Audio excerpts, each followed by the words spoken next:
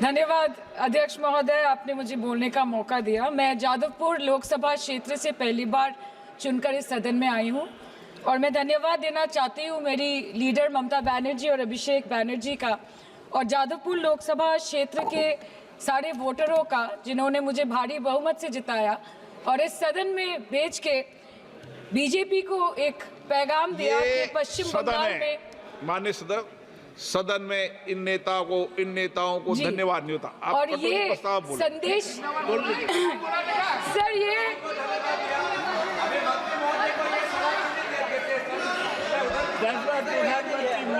Sir okay sir, no problem sir.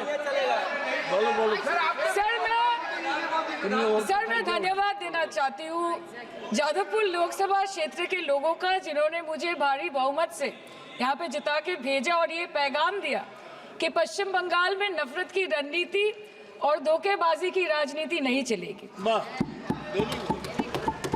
अध्यक्ष महोदय, मैं उम्मीद करूंगी कि आज आप मुझे पूरा बोलने का मौका दें, क्योंकि हाल ही में हुए नीति आयोग की जो मीटिंग हुई थी वहां पे हमारी माननीय मुख्यमंत्री, जो देश की एकमात्र महिला मुख्यमंत्री भी है, उनका माइक बीच राह में ऑफ कर दिया गया था। वो बंगाल के अरे अभी तो शुरुआत है, ये तो ट्रेलर है, पिक्चर बाकी है। अध्यक्ष महोदय, मैं आपसे ये बोलना चाहती हूँ कि वो बंगाल के हक के लिए यहाँ पे सवाल उठाने आई थी, वो बंगाल के लोगों की बात रखने यहाँ पे आई थी, लेकिन उनका माइक ऑफ कर दिया गया। आपके माध्यम से मैं इस सदन में उपस्थित वहाँ जो बैठे हैं माननीय सदस्य, कोई भी घटना को सर एक लाइन अपन डिलीट करेंगे। सर एक लाइन सर मैं यही बताना चाहती हूँ कि बंगाल के लोगों का आगे जाके बंगाल के लोग आपके पार्टी की माइक ऑफ कर देंगे। बस एक चुनाव बाकी है, आप देख लीजिएगा। Sir, all India Trinamool Congress इस सदन और इस देश का थर्ड लार्जेस्ट ऑपोजिशन पार्टी है और हम आपसे धन्यवाद हम आपको देते हैं कि आपने हमको रेलवे, स्वास्थ्य, शिक्षा और आज ये पशुपालन जैसे महत्वपूर्ण विषय पे चर्चा करने का मौका दिया। लेकिन तृणमूल कांग्रेस आगे जाके देश के हर महत्वपूर्ण मुद्दे पे बात करेगा, चाहे वो चीन का अनैतिक रूप से इस देश में प्रवेश हो या वो 700 से ऊपर आंदोलन जीवी किसानों की। माननीय सदस्य, आप पहली बार बोल रही हैं, मैं आपको हस्तक्षेप नहीं करना चाहता, लेकिन जिस अनुदानों की मांगों पर चर्चा सर अभी आ रहे हैं सर नीट के घोटाले से लेके जीएसटी के बोझ तक, एयरपोर्ट की छत टूट जाने से लेके रेल पटरी से छूट जाने तक तृणमूल कांग्रेस के सदस्य, हर सांसद देश के हर गंभीर मुद्दे पर चर्चा करेंगे। बस यही आपको बोलना था। Respected sir, Mamati Manush is the Magna Carta of the governance of West Bengal and our party, and I feel truly honored that today I've been given the opportunity to talk on a ministry which is intrinsic to the Mamati Manush of the country. हमारे किसान अपनी मवेशी को, अपनी फसल को माँ की तरह पूछते हैं, जिस खेत में वो हल चलाते हैं उस जमीन को नमन करते हैं। But does this major sector get support from the government? Sir, Indian agriculture supplies around 58% of India's livelihood and is a principal source of income for half of the population, accounting for 17 to 18% of the country's GDP. 70% of India's rural poor depend on livestock and farm animals. But does this sector get what it deserves? इसका जवाब अगर आप देश के किसान से पूछेंगे तो वो आपको यही बात बोलेंगे कि चाय से शुरू हुई थी सरकार और गाय पे अटक गई और विकास की मौसी 10 साल में रास्ते में भटक गई। Sir, exorbitantly high cost of cattle and poultry feed under the mismanagement of this sector by the current government and wholesale fodder inflation hovering between 25% to 28.6% in the last 2 to 3 years, it is a 9-year high. Sir, किसान खुद क्या खाएंगे? अपने परिवार के लोगों का खिलाएंगे? अपनी गाय, भैंस, भेड़, बकरी को क्या खिलाएंगे?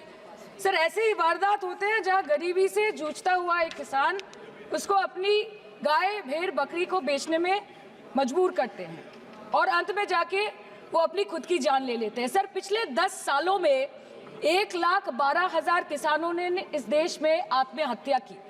एनसीआरबी की एक रिपोर्ट के अनुसार 10 साल में हर दिन इस देश में एवरेज में 30 किसान हर दिन अपनी जान ले लेते हैं। सर, इस देश के लोगों का यही है किस्सा कि जिसको जिताया वो राजा की तरह जाएगा और जिन्होंने जिताया वो फकीर की तरह। सर, ये बहुत गौरक्षा की भी बातें करते हैं। देश के लोगों को ये पता होना चाहिए that there is a fodder crisis in India, and the union minister has himself stated in a written reply in Rajya Sabha that yes, the country is deficit in fodder.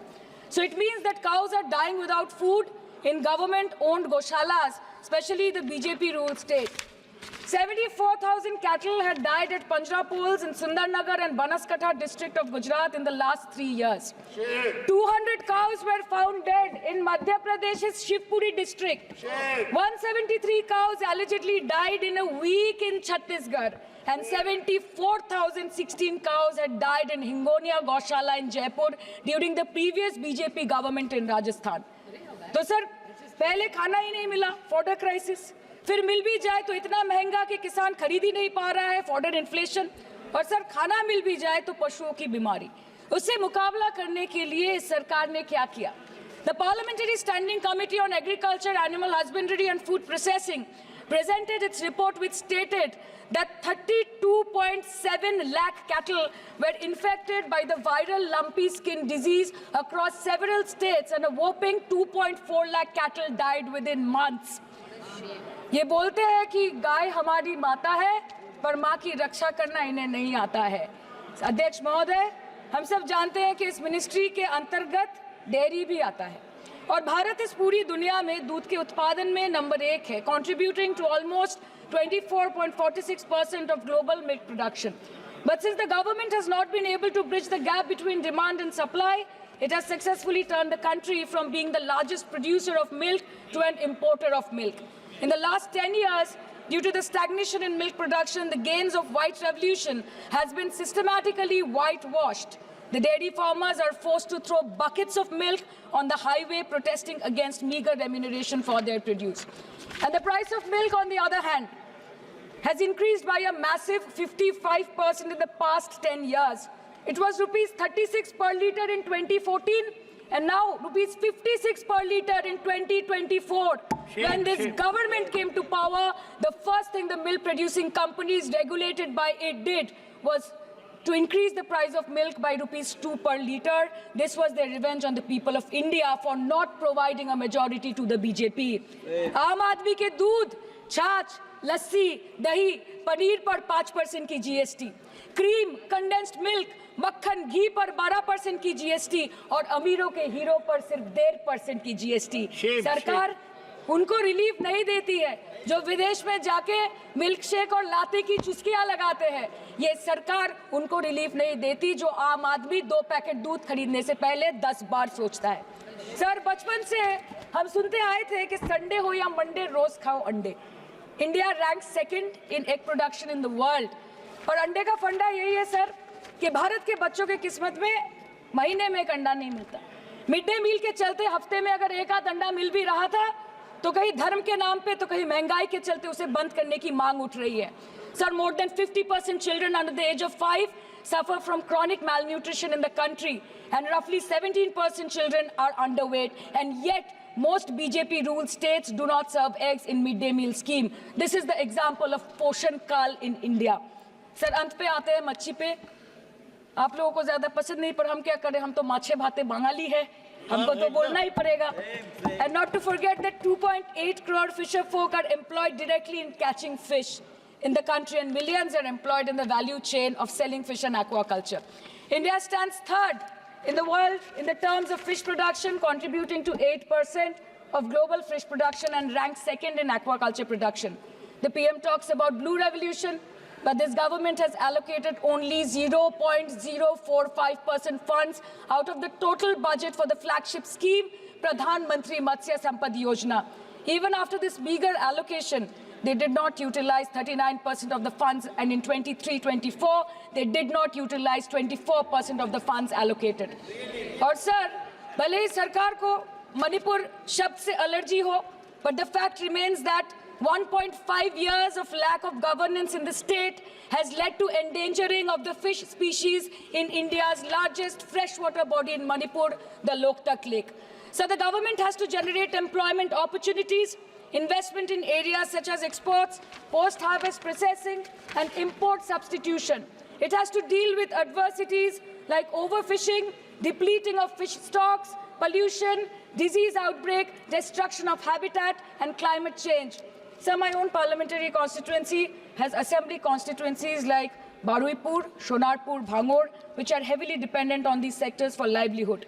Main crops grown are wheat, rice, vegetable, fruit, oilseed, pulses, cotton and jute, and animal husbandry is practiced mostly by women in the self-help groups in the South Chobbish Pargona.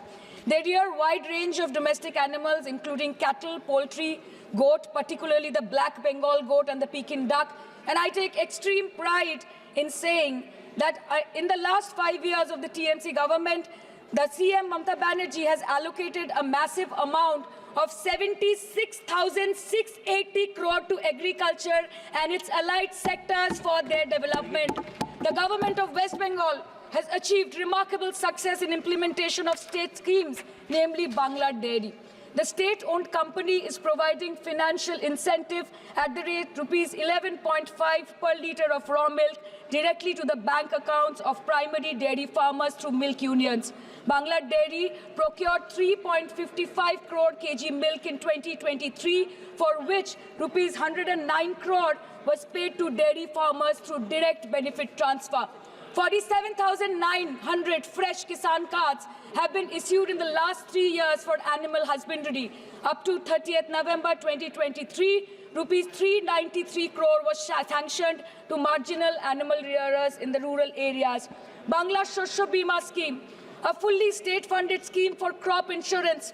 Total 1.28 crore farmers were enrolled under the scheme during 23-24. 70 lakh farmers got claim settlement worth rupees 247 crore. 76,049 farmers are getting pension amounting to rupees 1,000 per month under Joy Bangla scheme. Super Bangla scheme was introduced in 2014 for ensuring remunerative prices for agricultural produce, integrating about 80,000 farmers and procuring about 100 metric tons of perishables daily. The annual turnover of this project is now rupees 106 crore. 77 new stores have been opened in financial year 23-24. 186 Krisak Bajars sub-market yards are running successfully, providing excellent marketing infrastructure for aggregation and ease of marketing. And to be mentioned that West Bengal is one of the largest cold storage capacities in the country at more than 87 lakh metric ton with 620 cold storages. New investment of rupees 239 crore is upcoming in this sector this year with an employment opportunity for nearly 20,000 people. अरे उधर वाले बता इसमें बुरा क्या है हवा के चार झोंके अगर इधर से भी गुजर जाए तो. Now coming to the demands of pending funds from the Government of India to West Bengal on animal husbandry and welfare.